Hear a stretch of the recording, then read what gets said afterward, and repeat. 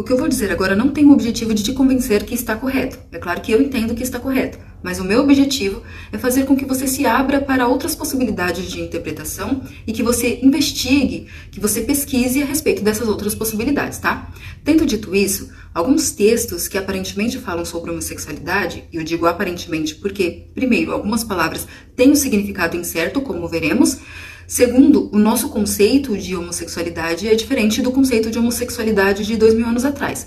Então, alguns textos utilizados se pautam no Código Levítico de Pureza. O Código Levítico de Pureza diz respeito a uma separação dos israelitas das outras nações ao seu redor, tá? Então, isso significa que nem sempre o que o Código condena é impuro em si mesmo. Só se tornava impuro porque essas nações faziam, tá?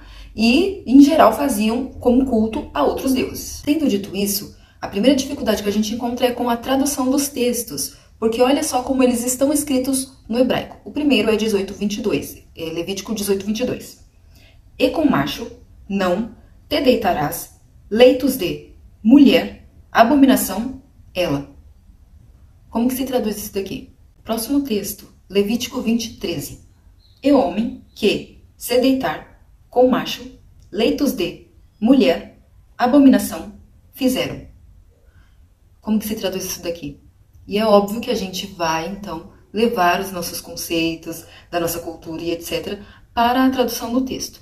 Mas supondo que aqui a tradução esteja correta e realmente esse texto está condenando as relações homossexuais entre homem e homem, próxima dificuldade. Não cita mulher com mulher. Pode? Continuando com a nossa suposição de que a tradução está correta, a próxima questão é que o Código Levítico não está em vigor mais. Tanto que ele condena, por exemplo, usar roupa de 2 tecidos e comer carne de porco. E hoje a gente faz essas duas coisas. Fora que nós não precisamos, nem Israel precisa mais se diferenciar das outras nações dessa forma, nem a igreja precisa se diferenciar dos pagãos, etc., dessa forma. Jesus disse que aquilo que nos diferencia como discípulos dele é o amor. Mas e os textos do Novo Testamento?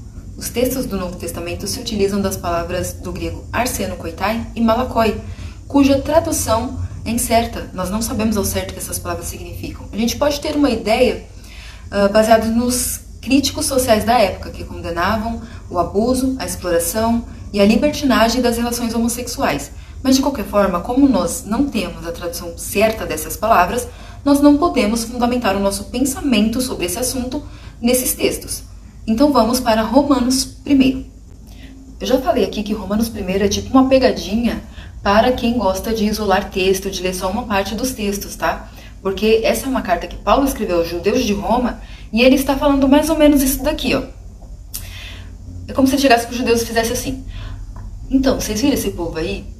Eles abandonaram o Deus verdadeiro, eles fizeram ídolos, adoraram a criatura, e o resultado foi que eles não cumprem, né? Eles ferem o Código Levítico de Pureza e cometem esses pecados aqui. Você viu? É como se o judeu estivesse falando assim, é mesmo, Paulo, eu vi. É só que nós, que somos judeus, a gente tem a lei. Nós somos descendentes de Abraão, a gente não é assim.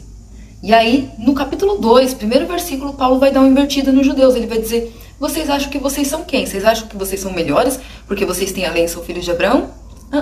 Todos pecaram, ninguém alcança o padrão da glória de Deus, nem vocês que acham que alcançam porque são descendentes de Abraão e possuem a lei, tá? Aliás, existem gentios que cumprem a lei sem saber, e Deus vai levar isso em conta, mas a questão é que todo mundo pecou, mas Deus resolveu o problema de todo mundo, mandando Jesus para morrer por nós, de forma que não existe condenação para quem está em Cristo Jesus, tá? E agora o que a gente precisa fazer é amar, porque o amor é o cumprimento de toda a lei. É isso que Paulo está falando aos romanos, tá? Ele está escrevendo para dar uma invertida nos romanos, nos judeus romanos, por acharem que de alguma forma eram melhores do que as outras pessoas, das outras nações e etc. Tá vendo porque é importante ler todo o livro para se tirar uma conclusão sobre um assunto? Tá? Além disso, quando Paulo cita as relações homossexuais nesse texto, ele as está linkando à idolatria, porque era muito comum entre os gregos e romanos ter relações sexuais como uma forma de culto a outros deuses, e isso é antinatural. Por fim, utilizando o princípio de interpretação de que o Antigo Testamento precisa passar pelo filtro do Novo e ambos precisam passar pelo filtro da vida e ensinamento de Jesus Cristo, a gente entende então que tanto a homossexualidade quanto a heterossexualidade dignas né, baseadas num relacionamento de amor, de afeto, de carinho, ok? De respeito, não são pecado. Fora que já é cientificamente comprovado que eles nascem assim, tá? Então, se nós entendemos que Deus fez os seres humanos, nós sabemos que Deus os fez assim, tá? E ele não pede aos heterossexuais a abstinência. E também não pede aos homossexuais a abstinência. E sim, relacionamento de amor, carinho, afeto, respeito, etc. Tá bom? Então, vamos observar os frutos das pessoas, porque contra fruto não há lei. E vamos seguir o amor, que é o cumprimento de toda a lei.